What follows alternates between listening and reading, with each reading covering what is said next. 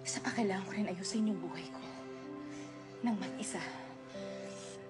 Mama, pwede ko naman po kayong tulungan eh. Maayos na nga yung buhay mo. Doon lahat ng gusto mo, ibibigay nila sa'yo. Lahat ng kailangan mo, ibibigay nila yan sa'yo. Ikaw lang po ang kailangan ko, Mama. Kahit mahirap, kahit magtago po tayo palagi. Basta kasama kita. Hindi mo na ako kailangan. Di ba malakas ka na? Saka di ba naalala mo yung sinabi mo sa akin noon? Naalala mo na nahihirapan ka na magtago. Ito na yun. Malaya ka na. Lahat ng gusto mong gawin, lahat yung magagawa mo nang gusto mong bumalik sa pag-aaral, di ba? Yung paglalaro, magagawa mo na yun ngayon. Pero Mama, gusto ko pong gawin yun kasama ka. So naman tikas ang ulo. Sige na, umalis ka na. Di Sige ba, na! Mama, kita anak mo ako?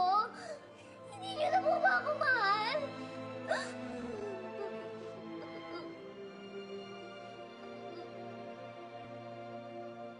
Hindi. Hindi na kita mahal. Sige na. Kunin niyo na siya. Sige na, ano ba? Hindi totoo yan. Mahal mo ako.